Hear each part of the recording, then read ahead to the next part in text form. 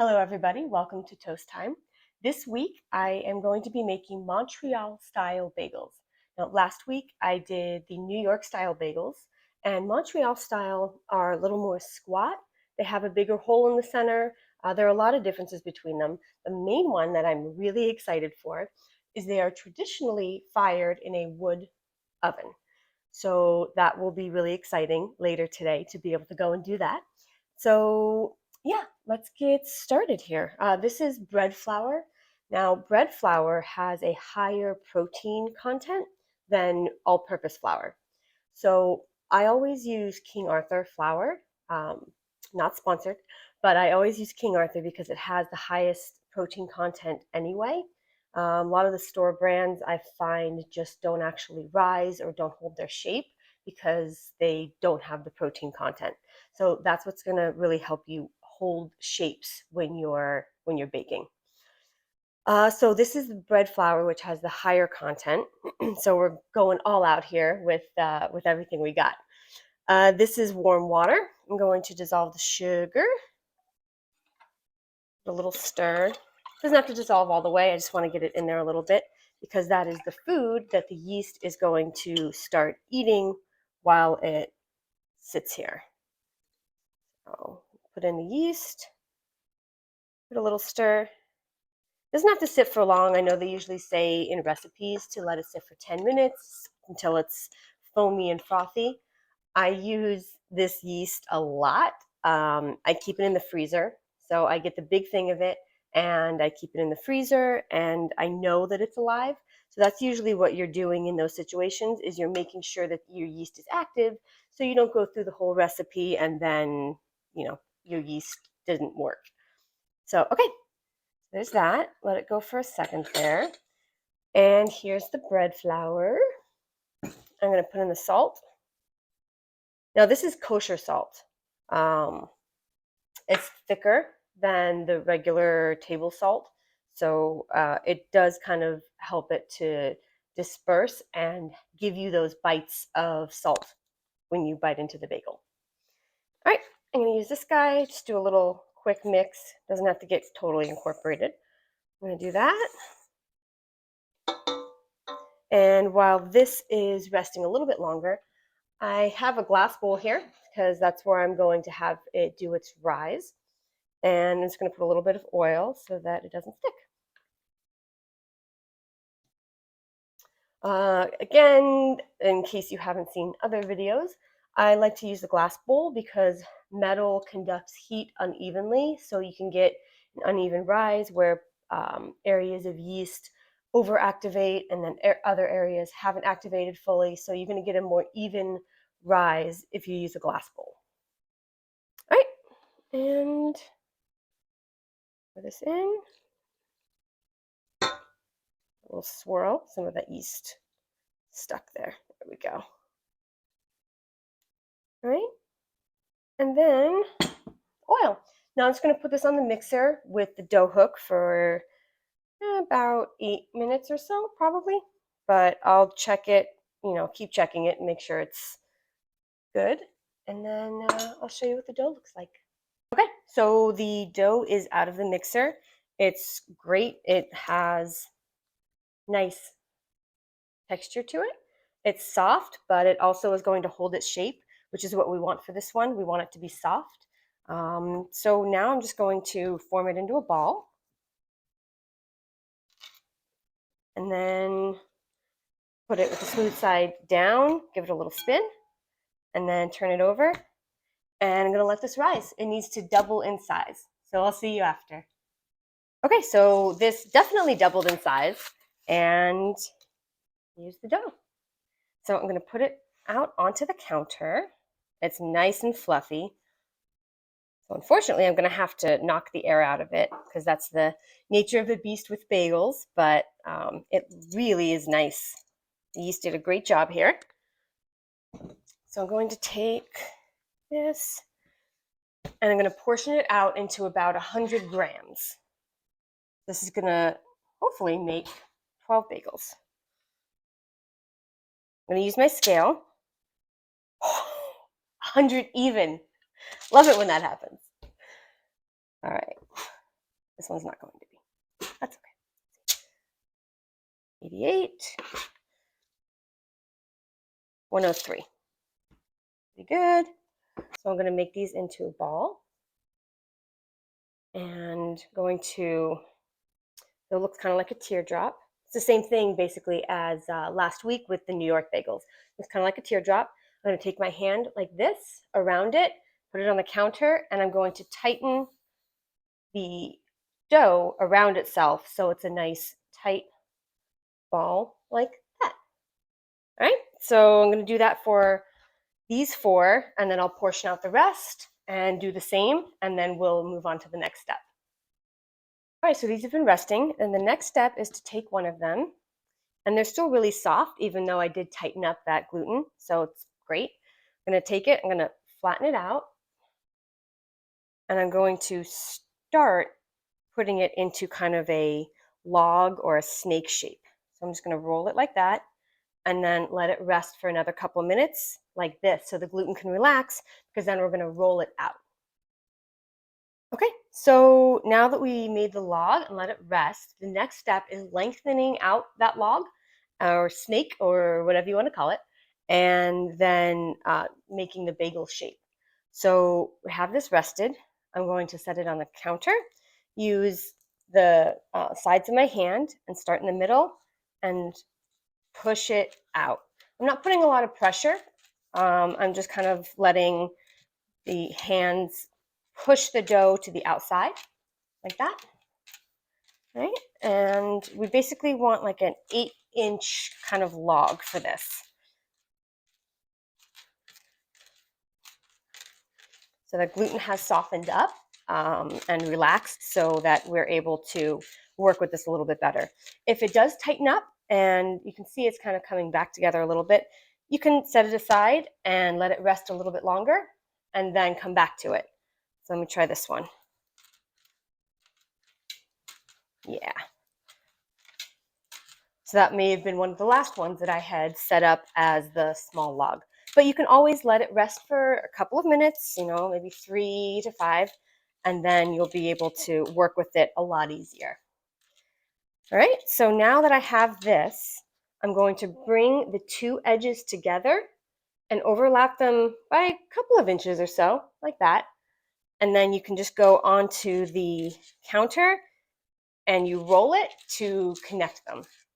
So this gives the more authentic kind of hand-rolled bagel look to it. So you can see you still are going to have that look of it coming together here, and just pinching it a little bit so it stays. Yeah, and the hole is a lot bigger than when you're doing the New York style bagels.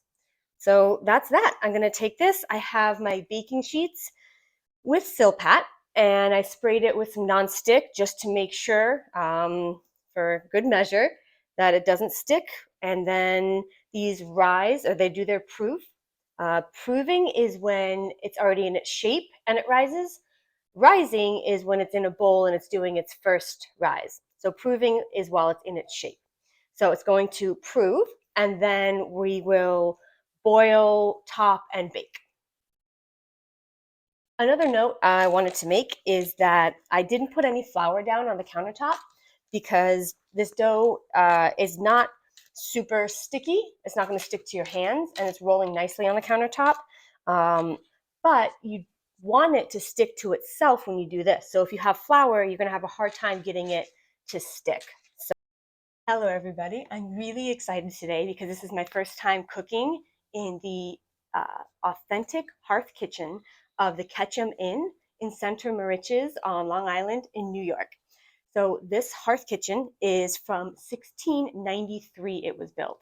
It's beautiful. There's the large area here, and then in there is the bread oven. So all of this is authentic that you see, except for me, obviously. But I want to give a huge thank you to Bert Sidis and Diane Schwint and for letting me use this amazing and beautiful kitchen. Okay, so this is an authentic pot from the late 1700s, And this is what Diane helped me to get the water boiling in so that we can do the bath for the bagels. So I have the water. I'm gonna put in my honey. There we go. That in, dissolve, and then I'll start the process. This. So you can do anywhere from about 3 tablespoons to 1/4 cup. So kind of just eyeballed it there. I'm going to give this a stir, and we can get started. Okay. I'm going to move away from the fire a little bit here. There. Right. See, they are slightly overproofed, but it'll be all right. That in. And these go for about 45 seconds. I'm not setting any timers here. So I'm just going to kind of count it out a little bit.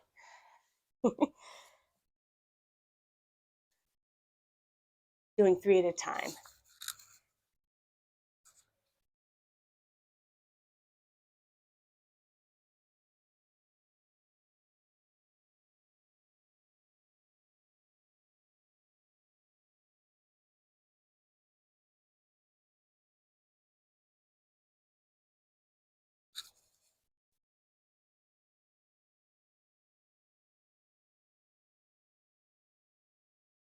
All right, I'm going to turn them over.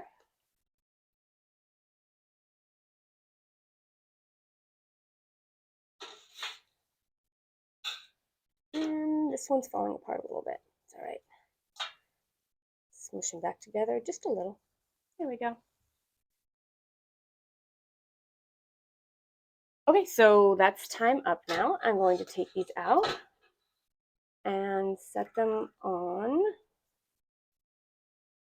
this baking tray so that I can do the coating, the toppings. Okay, so these just came out of the hot water. So I'm going to do the toppings on them. And I have 3 toppings. I have the poppy seed, sesame, and everything. So I say coat it really well. And these, you do both sides. Ooh, it's falling apart. Get that out of the way.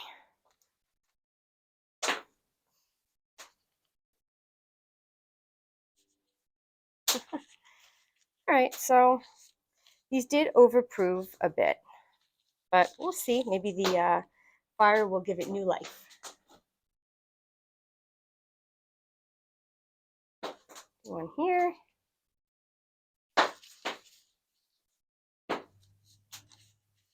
This one's kind of a mix of the two.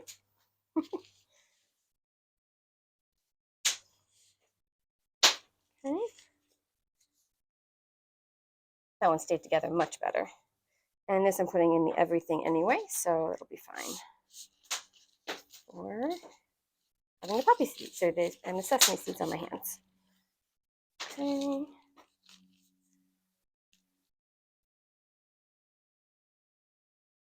Keep it together, man. There you go. All right. I'm going to put these in. They can both go in at the same time. So basically I'm going to do it 2 different ways, kind of. This is going to go in underneath this baking tray here because it's going to lift it up off of the floor of the actual oven, and it's going to let the air circulate, and it won't scorch as much on the bottom because it's going to not be directly on that bottom part. This one I'm going to put directly on there. I'm going to get a really crispy bottom on both of these. So here it goes. So I'm going to open the door, and I'm going to test temperature here. Nice. Okay, so what? Tell me what you need. Okay, so basically it's still obviously warm, but I just need a little bit more heat because I'm going to be putting in another batch. So the door comes off. All right. Now you tested the heat? Yes, I put my hand in. It's nice, but I do want to get a bit of a crust on More. those. So we're going to use the other peel. Okay. And when you cook with at the hearth, you're cooking actually with these coals. And if you look at these coals, Mm-hmm. I mean, this is just lovely. Look at that. Look at that. They are beautiful. I'm going to try not to get any on the floor or the hearth of the. That's incredible. You know, see if you want more. Oh no, I think that's perfect. Okay. That's really nice. So what you're going to do is you're going to let that heat up for 2 more minutes. Okay. So now what you're doing is you're going to replace that heat around. All right, because now the heat is located in the back. Let it kind of move around for a few minutes and then put your bagels in. All right. Thank you. You're welcome. I'm going to do this quickly so it doesn't lose its temperature.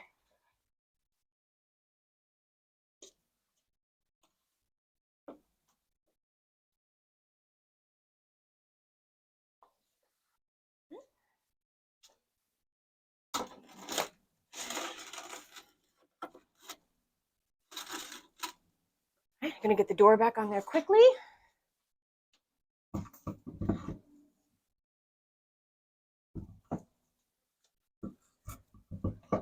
sure it's on properly. All right. There it goes. We'll let it bake and we'll see how it turns out. All right, because working with that stuff is a little challenging. Now, if you want to continue baking them, No way. you can continue. So this is going to be act as a reflecting oven. So the heat's going to come in, go around, and now it's going to. So I'm going to put this. Are you serious? That's so neat. So I want you to feel the temperature now of those bagels just from being in there for a few seconds. Oh, geez. Right? Yeah. So you bring them back to the wood, pull the tray out, and flip them around. So if I had that there, maybe I want to move that. Give it a little spinny spin. Mm-hmm. Is that good? Yep. Okay. Put it back on the shelf. And then put it. Wow. Okay. Okay. There you go. I'm so giddy. Thank you. You're welcome. Okay, so these have all cooled. I have a dozen bagels, and you can see a lot of them. Every single one of them is different than the others. They all have unique where they come together here. Their browning is different, and you can even see on like the poppy seed one, this is very thin on this side here, but it's thicker over here.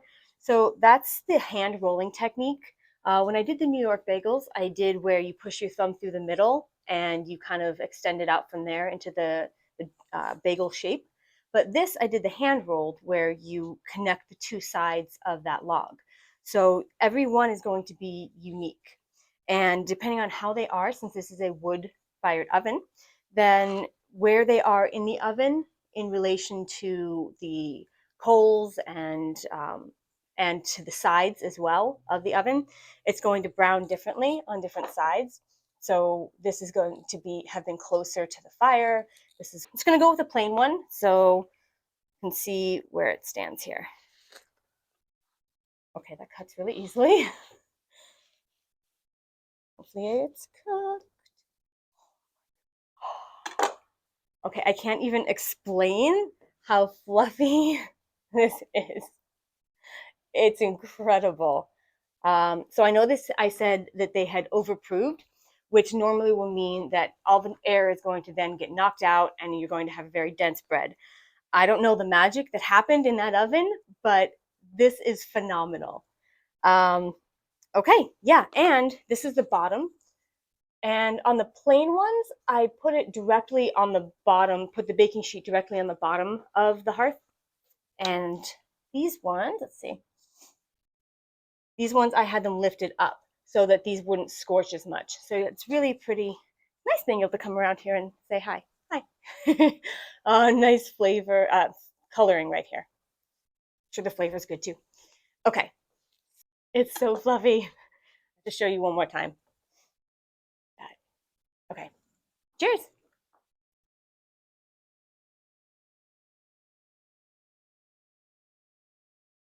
I like the honey.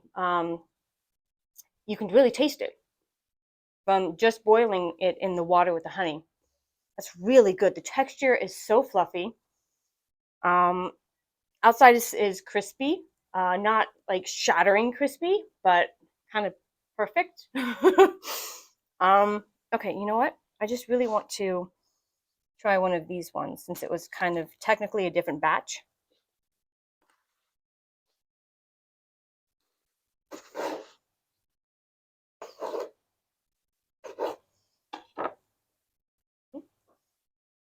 Okay, and again, so different batch, really fluffy. And cheers.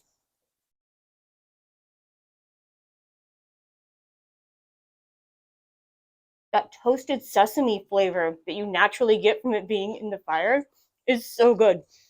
Okay, definitely do these, guys, if you're able to. Even if you don't have the fire oven, that's fine. Um, I think that the texture of this is really what I've been looking for. I've done New York bagels a lot of times. This is my first time with the Montreal style. This is what I've been trying to achieve. And so the holes aren't quite as large because they did puff up a lot as they would normally be. But I mean, I think this is my new favorite bagel.